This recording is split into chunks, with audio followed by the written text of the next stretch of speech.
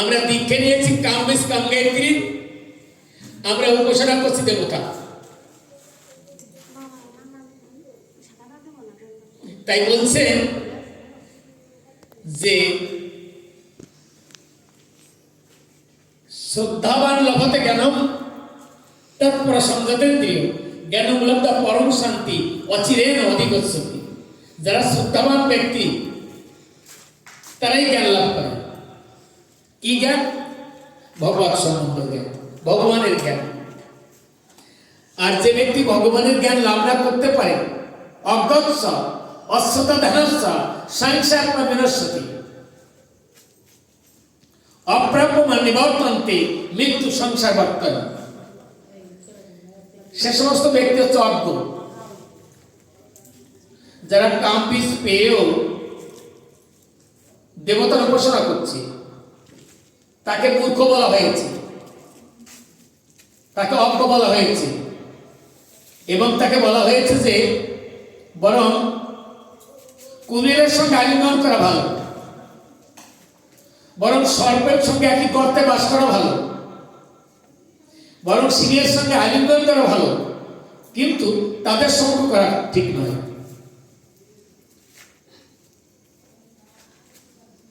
তাহলে কৃষ্ণ ভক্তি নষ্ট হয়। সুদুর্লভ মনুষ্য জন্ম পেয়েছি ভগবান আরাধনা করার জন্য, দেবতা আরাধনা করার জন্য। দেবতা ভগবানের লীলার সহায়তা করছে মাত্র, কিন্তু তারা তোমাদের আরাধ্য নয়। হরিরেব সদার আরাধ্য সর্বদেব ঈশ্বরেশ্বর ইতরে ব্রহ্মরুদ্রের নবজ্ঞায় কদাচন। একমাত্র শ্রীহরি অনাদি গোবিন্দ ভগবানই একমাত্র আরাধ্য, কিন্তু দেবতাগণ আমাদের নমস্য। তাদের দেখলে নমস্কার করতে হবে, মাথা নত করতে হবে। তাদের কাছে প্রেম ভক্তি চাইতে হবে। যদি প্রেম ভক্তি থাকে প্রেম ভক্তি দেবে, আর যদি প্রেম ভক্তি না থাকে তাহলে দেবতাগণ যার কাছে প্রেম ভক্তি থাকে তার কাছে গিয়ে দরখাস্ত করবে যে আমার কাছে তো প্রেম ভক্তি রাখো নাই, কিন্তু আমাকে তো প্রেম চেয়েছে, সুতরাং আমাকে প্রেম দাও, আমি তাকে দেই, না হয় তুমি তাকে কৃপা করে তাকে প্রেম দান করো। এটুকু সুপারিশ করতে পারো। ভগবান বলেন আমাবে না অন্যের আর বোঝো প্রেম দিতে, আমি ছাড়া কেউ প্রেমদাতা নয়। আর প্রেম দিতে পারে কি? আর প্রেম দিতে পারে গুরুদেব, যিনি বৈষ্ণব, যার হৃদয়ে কৃষ্ণের সতত বিশ্রাম। বলছেন উত্তিষ্ঠত জাগ্রত প্রাপ্য বরাণ বিবদত খুরস্ব দ্বারা নিশিতা দুর্গম পথদেদত কবয় বদন্তি। হে জীব, তুমি ওঠো, তুমি জাগো, মায়া ঘুমে আর ঘুমিয়ে থেকো না। তুমি সুদূর্লভ মনুষ্য জন্ম তুমি পেয়েছো, আর এই মনুষ্য জন্ম পেয়ে যদি তুমি হরিভজন না করো, ভগবানের কাছে না যেতে পারো, তাহলে তুমি জড়জগতের যত বড়ই তুমি দামি মানি ব্যক্তি হও না কেন, যত বড়ই তোমার ডিগ্রি থাকুক না কেন, নিঃসন্দেহে তুমি একজন মূর্খ ছাড়া আর তুমি কেউ নও। সুতরাং তুমি গুরুর চরণে আশ্রয় করেছো। গুরুদেব তোমাকে কৃষ্ণের সঙ্গে পরিচয় করিয়ে দেওয়ার জন্যই তিনি এই জগতে এসেছেন। আমরা কৃষ্ণ স্মৃতি ভুলে গিয়েছি, সেই স্মৃতিকে আবার জাগিয়ে দেওয়ার জন্য বহন্তের স্বভাব তারিতে পামর নিজ কার্য নাই তবু জান পরঘর। তা আমাদের সম্বন্ধ হচ্ছে গুরুর সঙ্গে, আর গুরুদেবী আমাকে ভগবানকে দেখিয়ে দেবে, ভগবানের সঙ্গে সম্বন্ধ পাতিয়ে দেবে।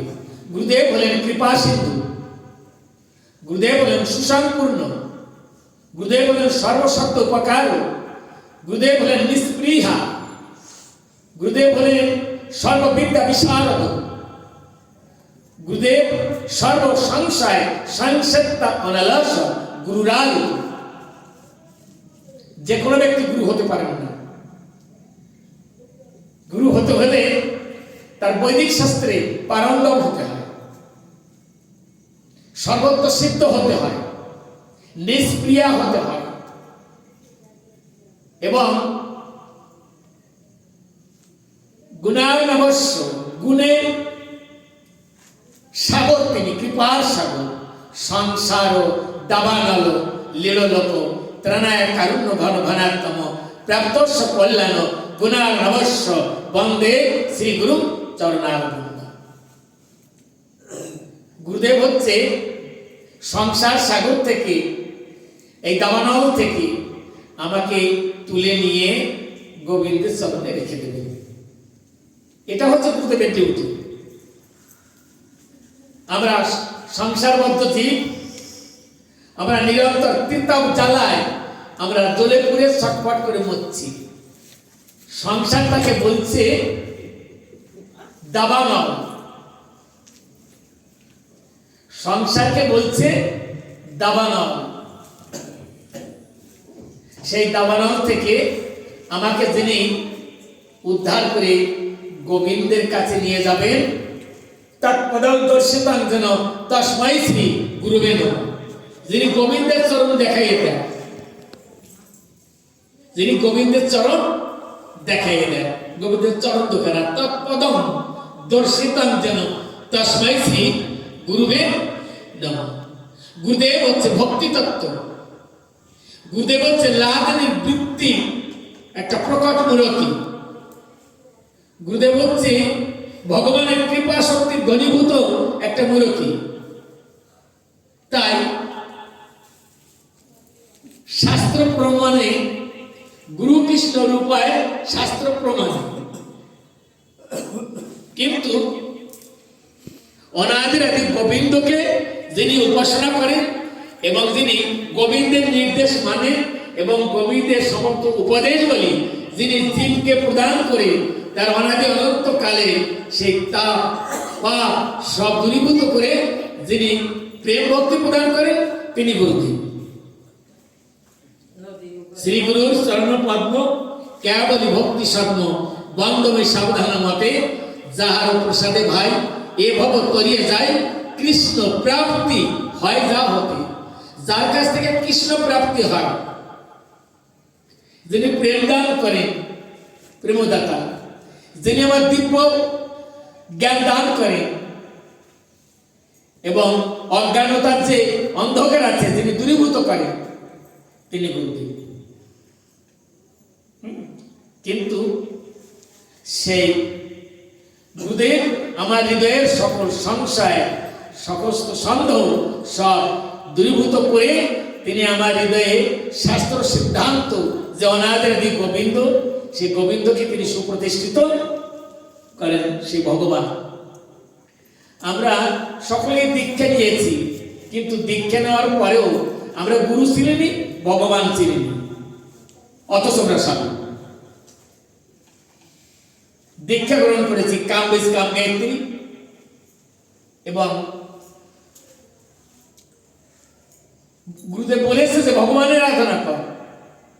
সেই গুরুদেবকে ভালো চিনতে পারি নাই, গোবিন্দকে ভালো চিনতে পারি নাই, যার পরিপ্রেক্ষিতে আমাদের হৃদয়ের যে জ্বালা, তৃতাব জ্বালা, তা কখনো যাচ্ছে না। সবকিছু আছে, গাড়ি বাড়ি, সুন্দর স্ত্রী, ছেলে চাকরি করে, আমি চাকরি করি, স্ত্রী চাকরি করে, কিন্তু ভিতরে জ্বালায় পরিপূর্ণ। দীক্ষা নামে মাত্র নিতে হয়, তাই নিয়েছি, কিন্তু দীক্ষার যে একটা ক্রম আছে, আমি ধীরে ধীরে সে ক্রম ধরে গোবিন্দের কাছে যাব, রাধারানীর চরণ পর্যন্ত পৌঁছাবো, সেটা আর আমার জীবনে হলো না। অথচ ঢাকঢোল পিটিয়ে বেড়ালাম, আমার দীক্ষা হয়ে গেছে, আমি দীক্ষা নিয়েছি এখন থেকে 20 বছর আগে, 40 বছর আগে, অথচ আমার জীবনের কোনো স্বভাবে কোনো পরিবর্তন আমার হলো না। পূর্বে যা ছিলাম আমি তাই রয়েছি, আমার সেইভাবেই জীবন চলছে। দীক্ষা মানেই নতুন জীবন। বলছে যে যদি কোনো ব্যক্তি দীক্ষা গ্রহণের পরে তার চলাফেরা, আহার বিহার যদি পরিবর্তন না হয়, তা তো দীক্ষা হয়নি। তো তার দীক্ষার আগে যে সমস্ত জিনিস গ্রহণ করতাম, দীক্ষার পরেও সেই জিনিস গ্রহণ করছি। কিসের দীক্ষা হয়েছে?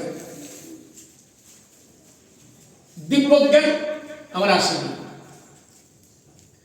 তাই বলছে যে আমাদের ভগবানকে ভালো করে জানতে হবে। আর ভগবানকে জানার জন্য বলছি বেদ প্রণীত ধর্ম হি অধর্ম তৎ বিপর্যয়। বেদের নির্দেশিত পথ, শাস্ত্রের নির্দেশিত পথই হচ্ছে ধর্ম। আর বেদ শাস্ত্রের বাহিরে যে জিনিস অধর্ম। তাই বলছেন যশাস্ত্র বিধি মুৎসৃজ্য বর্ততে কামকর্তা ন সিদ্ধিম না বাপ্নতি না সুখম না পরমগতি। যে শাস্ত্র বিধিকে উপেক্ষা করিয়া সকল্পিত মনোকল্পিত বানানো মত পথ তৈরি করে যে ব্যক্তি জীবন করতে যায় তার সিদ্ধিও হয় না, তার ভগবান দেখাও হয় না, তার পরম কল্যাণ লাভ হয় না। শাস্ত্রই হচ্ছে আমাদের ভগবানের আর একটা প্রকাশ, গুরুদেবী ভগবানের আর একটা প্রকাশ, সাধু সঙ্গ এবং হরি কীর্তন এগুলো সবই ভগবানের এক একটা প্রকাশ। সেইগুলো আমার হৃদয়ের মধ্যে ধারণ করে যদি আমার পরিবর্তন না আসে তাহলে তো জীবনের সব কিছু ভুল হয়ে গেল। আবার আমার সেই পূর্বের হীন জন্মে আমার আবার ফিরে যেতে হবে। আমাদের ব্রহ্মা যিনি জগৎপিতা ব্রহ্মা, সেই জগৎপিতা ব্রহ্মা আমাদের কাছে গান গেয়ে শুনিয়ে গেল। শিব আজ যিনি তিনি ওই শিবলোকে থেকে ভগবানের গুণ কীর্তন করছে। ব্রহ্মা বলছে সেজামি তৎনিযুক্তাহম, আমি ভগবানের দ্বারাই আমি নির্দেশে এই জগৎ সৃষ্টি করি। হর হরতি তদ্বশ। শিব বলছে আমি ভগবানের নির্দেশে আমি সংহারের দায়িত্ব পালন করি। আর বিষ্ণু ভগবানের বিলাসে তা পালন করে। আর আমরা জীব, আমরা জানি না যে সত্যি সত্যি আমাদের কাকে ভজন করা দরকার। ব্রহ্মা বললেন আনন্দ চিন্ময় রসপতি ভাবিতাভি স্থাভির্যব নিজ রূপতায় কলাভি গোলকেব নিবসিত অখিলাদ্ভুত গোবিন্দম আদি পুরুষম তমহাম ভজন। ব্রহ্মা জগৎপিতা, এই জগৎপিতা ব্রহ্ম বলল সে পরম আনন্দদায়িনী শক্তি, লাদিনীর প্রকট মূরতি, সর্বভাব উদ্গমনোল্লাসী, অধীর মদনাথ মহাভাবতী শ্রীমতী রাধারানী সহ যিনি নিত্য লীলায় যিনি বিরাজমান। আর সেই রাধারানীর যে অংশ চিন্ময় রসের আনন্দের মূরতি গোপগোপীগণ যার নিত্য লীলার সঙ্গী, সেই আদি পুরুষ গোবিন্দকে আমি ভজন করি। ব্রহ্মা বলছি সেই আদি পুরুষ আমি গোবিন্দকে ভজন করি। ব্রহ্মা বললেন অদ্বৈতম অচ্যুতম অনাদি অনন্ত রূপমাদ্যম পুরাণ পুরুষম নব যৌবনঞ্চ বিদেশ দুর্লভম অদুর্লভম আত্মভক্ত গোবিন্দম আদি পুরুষম তমহম ভজামি। যিনি হচ্ছে অদ্বৈতম, তার অদ্বিতীয়, দ্বিতীয় কেউ নাই। অদ্বয় জ্ঞান তত্ত্ব কৃষ্ণ স্বয়ং ভগবান, যার দ্বিতীয় কেউ নাই এই জগৎ।